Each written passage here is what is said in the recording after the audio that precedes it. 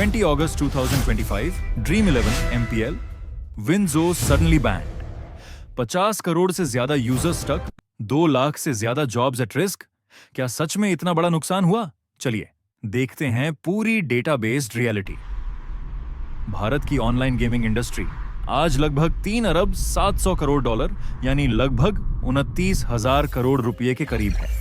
ये सिर्फ एक नंबर नहीं है, बल्कि लाखों लोगों की लाइवलीहुड और एंटरटेनमेंट का मामला है। और माना जाता है कि आने वाले 2029 तक यह बढ़कर लगभग 9.1 अरब डॉलर यानी लगभग 70,000 करोड़ तक पहुंचने की उम्मीद है। यह ग्रोथ रेट सच में रेवोल्यूशनरी है। भारत में ऑनलाइन गेमर्स की संख्या 2025 में लगभग 517 मिलियन यानी 51.7 करोड़ है, जो लगातार बढ़ रही है।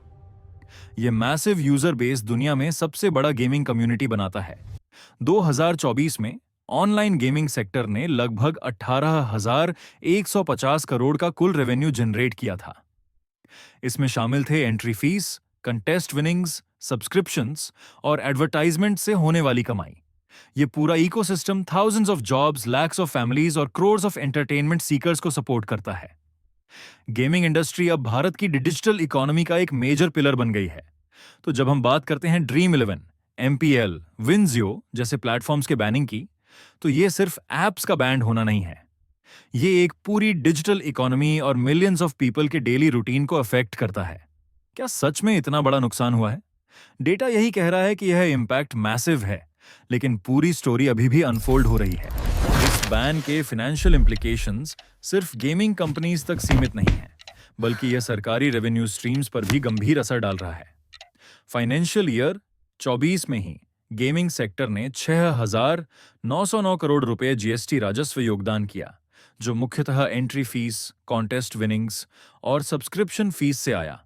यदि ब्रॉडर टैक्स लैंडस्केप देखें, जिसमें टीडीएस, कॉर्पोरेट टैक्स और जीएसटी शामिल हैं, तो एनालिस्ट्स का अनुमान है कि सरकार को वार्षिक लगभग 20,000 करोड़ का टैक्स लॉस हो सकता है। ये एक बड़ा शॉर्टफॉल है, जिसे अन्य सेक्टर से ऑफसेट करना होगा। ऑनलाइन गेमिंग सेक्टर विदेशी डायरेक्ट इन्वेस्टमेंट का भी महत्वपूर्ण रेसिपिएंट बन चुका था, जो सालाना 20,000 करोड़ से अधिक एफडीआई आकर्षित करता था।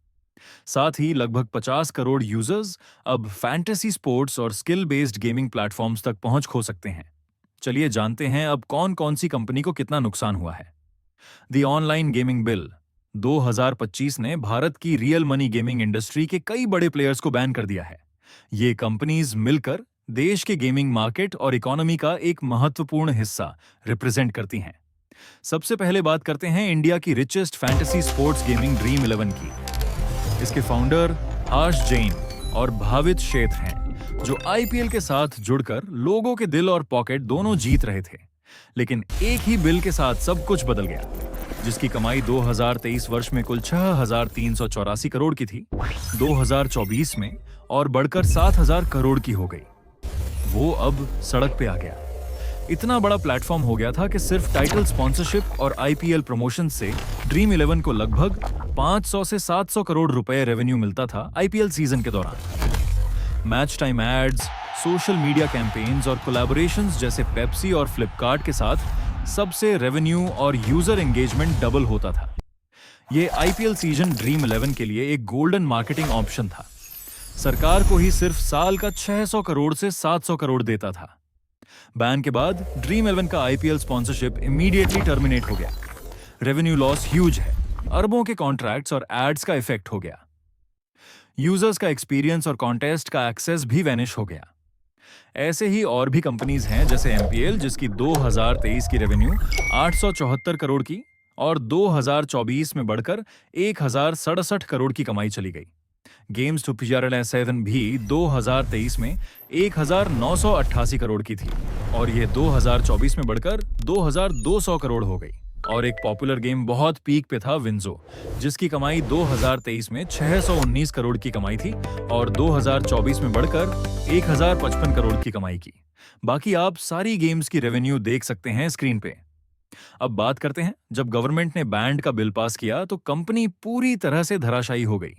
बिल पास होते ही उनकी नया, उनका सपना, उनका एम्पायर, सब कुछ खत्म हो गया। ये सारी कंपनीज ने इतना बनाया था कि गेमिंग इंडस्ट्री की टर्नओवर भारतवर्ष में 1 लाख करोड़ ऊपर की है। सबसे महत्वपूर्ण ऑनलाइन मनी प्लेटफॉर्म की वैल्यूएशन जान लेते हैं। अब बिल पास नहीं हुआ था तो ड्रीम 11 की वैल्यूएशन 65,000 करोड़ की थी। बैंड के बाद वो रात भर में ही 15,000 करोड़ पे आ गया। ऐसे ही एमपीएल का 20,000 करोड़ का वैल्यूएशन रातों रात 5,000 करोड़ पे आ गया। विंजो का भी वैल्यूएशन रातों रात 8,500 करोड़ से 2,000 करोड़ पे आ गया। इस इंडस्ट्री का टोटल वैल्यू 50,000 करोड़ से ज्यादा घट गया।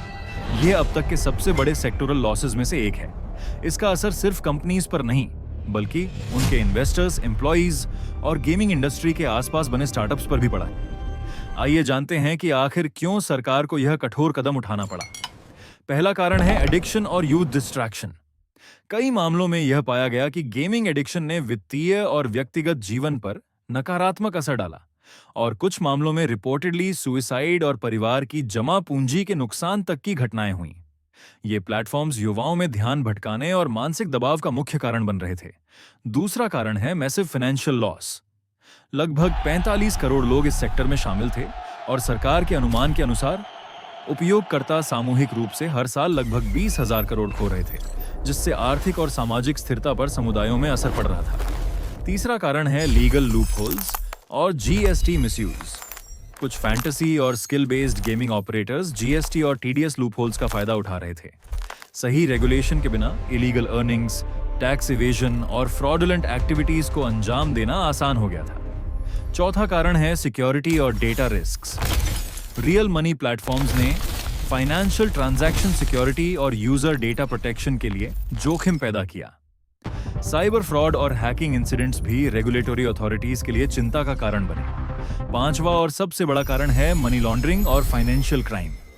Offshore sites, unregulated cash outs और क्रिप्टो करेंसी इंटीग्रेशन ने मनी लॉन्ड्रिंग और फ्रॉड के जोखिम को बढ़ाया, जहां इलीगल ऑपरेशंस कानूनी लूपहोल्स का फायदा उठाकर बड़े पैमाने पर नकद लेन देन कर रहे थे। ये प्रतिबंध केवल गेमिंग को सीमित करने के लिए नहीं है, बल्कि युवाओं की सुरक्षा, वित्तीय स्थिरता, अपराध की रोकथाम और भारतीय समाज में सामाजिक स्थिरता सुनिश्चित करने के उद्देश्य से है।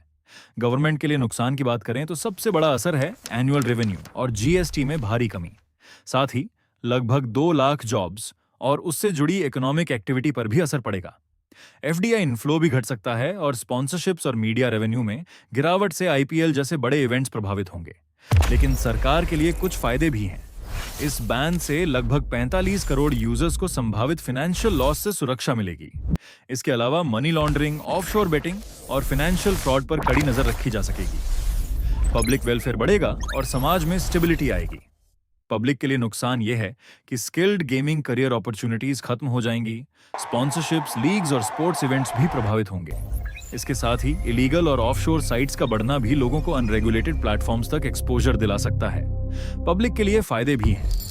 यूजर्स को फाइनेंशियल लॉसेस और गैम्बलिंग एडिक्शन से राहत मिलेगी, यूथ का ध्यान भटकना कम होगा और फैमिली सेविंग्स सुरक्षित रहेंगी। लॉन्ग टर्म में सोशल सिक्योरिटी और मेंटल हेल्थ में सुधार होगा। साथ ही लोग मनी लॉन्ड्रिंग और फ्रॉड स्कीम्स से सुरक्षित रहेंगे। हालांकि online gaming bill 2025 short term में इंडस्ट्री रेवेन्यू और गवर्नमेंट इनकम को नुकसान पहुंचा सकता है, लेकिन इसके सपोर्टर्स का मानना है कि यह लॉन्ग टर्म में पब्लिक वेलफेयर, यूथ प्रोटेक्शन और फाइनेंशियल क्राइम प्रिवेंशन के लिए फायदेमंद होगा। अंतिम असर इस बात पर निर्भर करेगा कि सरकार रेगुलेटरी कंसर्न्स और डिजिटल एंटरटेनमेंट सेक्टर में इनोवेशन और इकोनॉमिक ग्रोथ के बीच संतुलन कितना प्रभावी ढंग से बना पाती है। ये एक कॉम्प्लेक्स डिसीजन है जो भारत के डिजिटल फ्यूचर को शेप करेगा। आज के इस एपिसोड में हमने देखा कि कैसे एक पॉलिसी डिसीजन पूरी इकोसिस्टम को बदल सकती है। गेमिंग इंडस्ट्री का यह ट्रांसफॉर्मेशन सिखाता है कि डिजिटल इंडिया में रेगुलेशन और इनोवेशन के बीच बैलेंस बहुत जरूरी है। और आप ऐसी ही डेटा ड्रिवन स्टोरीज देखना चाहते हैं तो कृपया हमारे चैनल को सब्सक्राइब करें और लाइक करें। आपका सपोर्ट हमें मोटिवेट करता है बेहतर कंटेंट बनाने के लिए। आपके कमेंट्स का इंतजार रहेगा। मिलते हैं अगली स्टोरी के साथ। धन्यवाद।